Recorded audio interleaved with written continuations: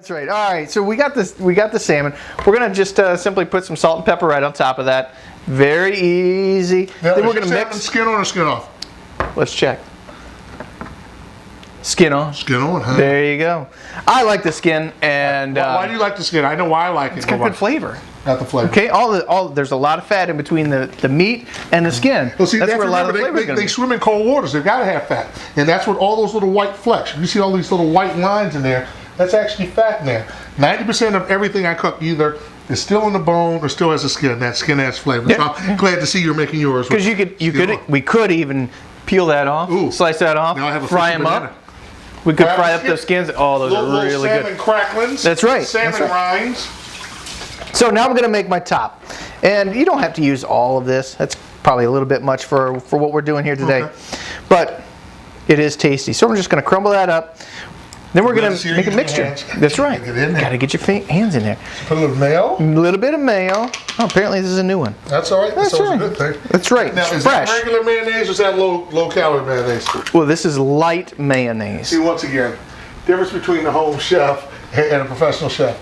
Fat tastes good. What are you doing to my crab? Oh, I'm sorry. I'm sorry.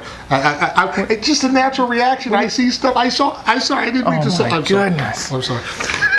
Your dish is coming up, man. Sorry. All right, so I need another banana. You need something. Beer. All right, so we're just gonna put some mayonnaise in there. All right. And you know, what's that, about maybe a half cup or so? About a half a cup. Half a cup for half a pound. That's right. We might need more. We might not. Now that's one thing I want to explain to everyone. This tub or this container that you see is 1 pound. Is usually the amounts that they pack this in. This is 1 pound of crab meat. And so you've used about a half a pound. Let's see if they write that on there. 1 pound. Look at that. Just in case folks can't read. You never know. You never know. A lot of people can't. They can't. All right, so then what we're going to do is put in the secret sauce. That was cool the way that happened. See, that doesn't happen in your kitchen, does it? No. All right, Old Bay. Old Bay. We'll just spill everywhere. Which is a seasoning indigenous to this region. Believe it or not, if you're out on the Pacific Coast in California, you've never heard of Old Bay. You can't get it. You can't get it. You're in Texas. I go back home. Heard of Old Bay. They're like, what? Because it Old Bay? What? And as I talked to my special guest, Old Bay refers to, what do you think? What body of water in this area has Bay in the name? And it's in Maryland. And you have to go across the bridge. What is it? Chesapeake Bay. Chesapeake Bay. There you go. There we go. Strong J. See, I knew we had them here for a reason. So Old Bay refers to our Chesapeake region, which is famous for our crab. That's right, and that's why they made this great seasoning. So I'm gonna use quite a bit actually, and we're gonna mix that up. Not a whole lot because we don't want the crab to break down. And plus, it'll actually get too salty. I mean, a lot of these prepared spices, especially Old Bay, has a lot of salt. A lot of salt. That's why I normally don't add extra salt to it. And I was standing there sprinkling the salt. Well, yeah, I wasn't going to go that far. You know, we'll see. You know, mess up my dish. That's fine. Yours is coming. And then I'm going to take some parsley. Okay, we're going to mix that in there. Was this parsley out of your garden? This is parsley right out of the backyard. Now see, Brian grows his own parsley back there. You have parsley, basil, mint. Mint, and well, my cilantro died, but you know, I'll get some more. And tomatoes are coming. So we're gonna just chop those up. I put a garden in my backyard a year and a half ago. I haven't grown anything yet. So. Well, you got to be home to grow it. No, well, you're never home. All right, that's going to add some color. Now, I'm going to cheat while you're doing that because I want everybody to see. You know, you actually didn't like chop this parsley very, very fine. You did a nice, coarse chopped parsley. Yep. And then we're going to add some lemon, which goes well with all kinds of fish. So we're going to add a little bit to the... Mucho pinga. Thank you. Anytime. For those who don't understand Spanish. All right. So then we're just going to add a little bit in here. And you were going to show me some tricks with that. I was going to say, first thing we do is we like to pop the seeds out. But to make sure, you know, you'll see a lot of folks who like to tell you to do what? Take your lemon sometimes and stick it in the microwave. Really? To heat it. Yeah. That'll, number one, help you juice it. But number two, in the restaurant, we just use a spoon and turn it upside down like this first. Really? Look. See, I just get a workout. I try to squeeze it. And then we squeeze it from up here. The seeds still stay in your hand. Cool. That's all right. All right. Cool. That's way easier than what I was going to do. Cool. Of course. Maybe a little bit. So then, what we can do with this side then is put some slices to put on top. Beautiful. Yeah. Maybe 3 slices will do it for this one. So now we got this all mixed together. Oh, beautiful. That's looking good. Oh, yeah. Now once again, I'm going to slide on this side because I want you to cheat that into the camera. so they can take a look. See, You know, not folks not chopping it up really hard. Always have heard Real about nice and easy. the Maryland crab cake. This is what it is. It's predominantly a back fin kind of a crab cake that he's making.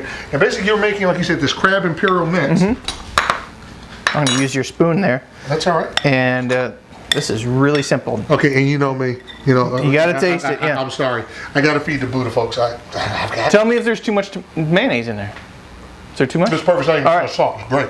All right, then we're just going to line this right down the middle. Now this is going to get a nice crust on it in the grill. It's going to be So really you're going to nice. take this whole plank, is what I'm understanding, right? Yeah, I'm going to get to the plank in just a sec. Well, we can talk about that now. Okay. good segue. I'm sorry. See, I'm sorry. See, I can see stuff that you guys aren't seeing. And what I might have initially mistaken for a cutting board was probably about to actually put a knife and start working on it, are actually what kind of planks? These are cedar planks. Now I bought these in the grocery store. You can buy them. I thought you were going to tell me I bought these in Home Depot where they have closet making. No, that's where I'm going with this.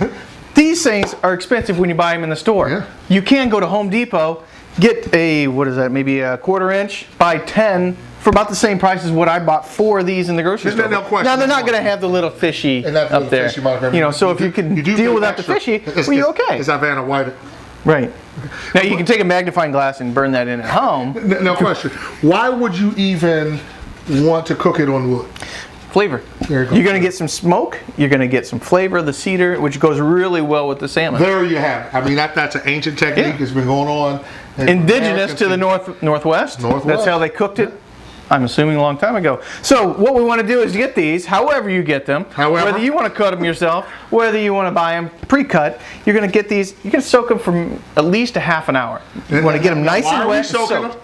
For the smoke. For the smoke and to keep them from flaming. And, right, because you don't want a whole lot of flame in there. So they're going to just nicely char. I've used this one before. I would flip it over, but then my salmon will be all over the They're all over the place. And then But folks yeah, will they know get a we've been nice, doing beer. the wetter it is, the longer you can use it, the more often you can use it. So reuse them until they're totally charged. So I'm sorry, I had to play with your salmon.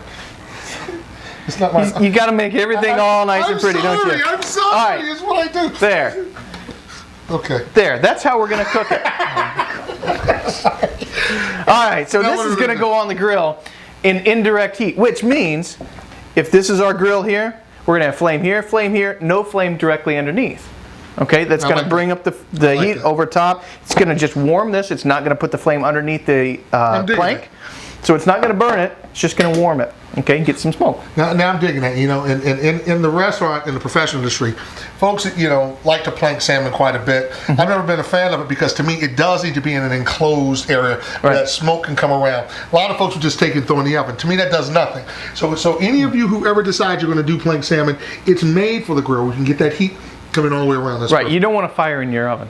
No. We've done that a time or two. It's not pretty. So meanwhile. All right, so now we're out here by the grill. We've got it warmed up to about 400, and again, it's indirect heat. So I've got a 3-burner grill here. I got the heat going up here. I got the heat going here, right down the middle. There's no flame.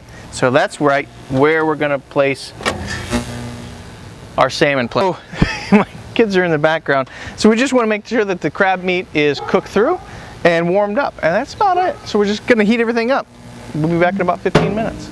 All we're gonna do now, this is why you get a big grill